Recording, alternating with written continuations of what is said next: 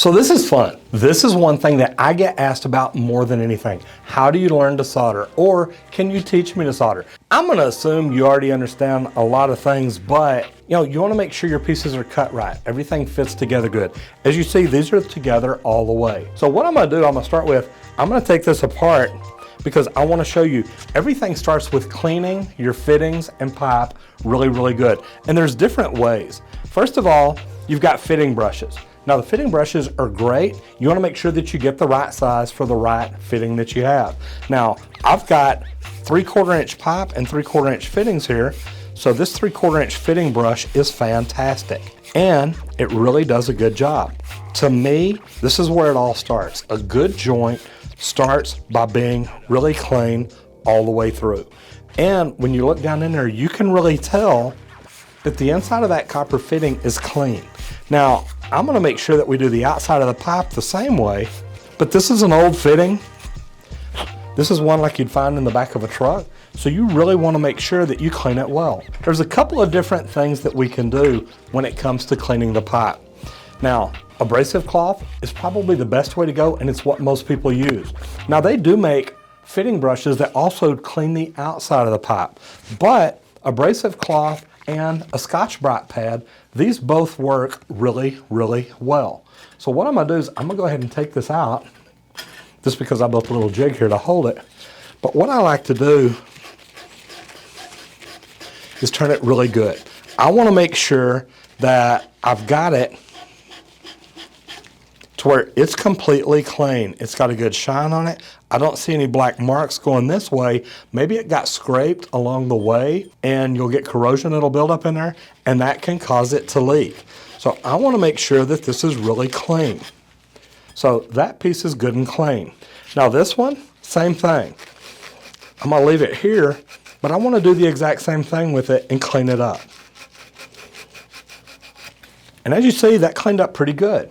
Like I said, Scotch-Brite is another thing that you can use, and I've seen people actually cut these in strips. These are great if you're doing med gas, anything like that, because it's not gonna leave anything behind like maybe the abrasive cloth can. But Scotch-Brite is about the same. Nice, neat, and clean. So it all starts with being clean. Now the next thing you're gonna do, you're gonna flux this. Now this is soft solder that we're doing. So I'm gonna put my piece back together like I would if this was on a wall and I was putting something together. And I'm gonna grab my fitting, I'm gonna take my flux and a clean flux brush. And you wanna make sure that you keep your flux closed. You don't want anything in there that could cause a leak in your fitting.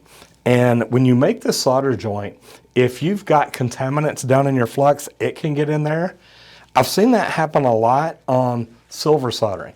Now today, this is just soft solder, so we're gonna make sure that we flux our pipe. And one thing you wanna do is you don't wanna get too much. You wanna make sure that you get enough on there, but it's not like you just need a ton of it.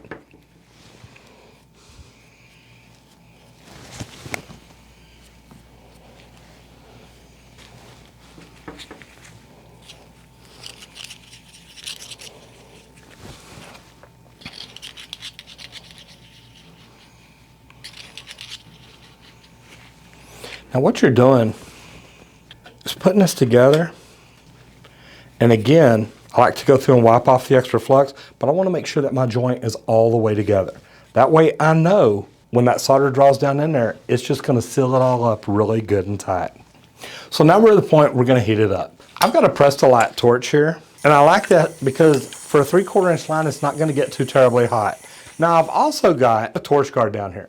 Now, normally, I wouldn't use this on a deck like this. I'd normally put a rag or cardboard or something down. I really don't want to burn my table here in the studio, so I've just put it down for protection, and I've got a rag on the floor in case the solder drips down. What I'm gonna do, I'm gonna light up the torch, and I'm gonna apply the heat on the bottom. But a lot of people will tell you on 1/2 inch and 3/4, you can just leave the heat, and it'll move all the way around. I like moving the heat around.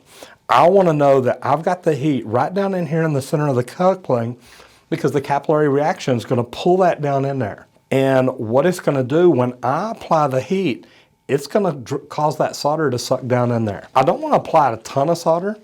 The rule is for a 3/4 inch joint, you need 3/4 of an inch of solder. So basically, you take about 3/4 of an inch and put a bend in it. And that'll let you know that when it gets down up to the top here, you're good. Now, I'm gonna go ahead and make this joint, but I just kind of wanted to tell you about that before we got started. Now, if we were out in the field, I would put a level on this. I'd have everything propped up. Actually, I'm gonna go ahead and do that. Now, I know this isn't set straight, but I've got a full bubble on each side. I looked at it, joint's nice, neat, and straight. I've got this held up, so everything looks good. So I'm gonna go ahead and get the solder in. Now remember, like I said, I like to apply the heat on the bottom, and I like to move around a little bit. Now, as it starts to boil up here, I know it's getting hot enough.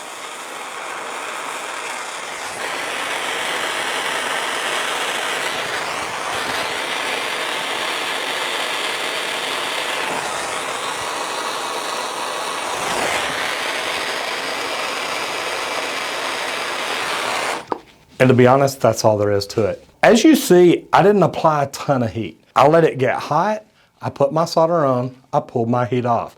Now, like I said, I like to move around because I want my heat on top, I want it on bottom. I want to make sure that I draw that solder all the way around and all the way in. Sometimes people don't let it get hot enough on the bottom. They touch the solder and it runs, so they think they're done, they'll pull it off, and they may have a void there. That's kind of what I wanted to not allow to happen. You can also get it too hot, and I've seen a lot of people do that. Now, I've got a turbo torch, I've got a Prestolite. I use different kinds of torches for different things, but I also know which tips to use. We'll put the link down in here where you can see what size tips for what size copper lines for soldering and brazing. If you want to learn how to braze or silver solder, do me a favor and leave a comment down below and let me know, because that's something I'm really pretty good at. The reason being, I'm a med gas plumber, and I used to do fire protection systems in commercial buildings, and everything we did was seal floss. So if that's something you're interested in, leave a comment down there and let me know. I'm gonna give you another tip. Number one, make sure your fittings and pipe are both good and clean. Number two, make sure you do not use too much flux, but make sure you've got enough on there. The other one is, don't use too much heat. If you use too much heat, you'll burn the flux out and you're not gonna get a good solder joint. But just like everything else, guys, make sure you've got enough flux and make sure you do have enough heat. That way it draws that solder all the way around. One big tip and trick that really has helped me a lot, don't turn your water on too soon. And I say that because I actually had a water line stubbed up on a big commercial job one day, and we're running the bathroom header. Well, we had a ball valve right there. Just like I've got this tape measure holding this pipe up, I had a stub out for a lavatory. Had it holding it up, that was the last joint because it kept trying to slip on me. Even though I put pliers on it, did different things, I pulled a tape measure up, locked it in, soldered it. I kid you not, almost as soon as I soldered the joint, I reached down and turned on the ball valve, and I kid you not, that joint blew out. It was still hot, and I didn't give it enough time. So make sure you give everything enough time to cool down, and let me know how it turns out for you. Now I'm gonna wipe this joint down now that it's cooled down. And that's a good looking solder joint. If this is something, like I said, that you wanna learn more about, you wanna learn how to seal floss, braze, do me a favor. Leave me a comment down there below and let me know. And if you like this video, give me a thumbs up. I'm Roger Wakefield, Lead AP, the Expert Plumber. I'll see you in the next video if you don't get flushed.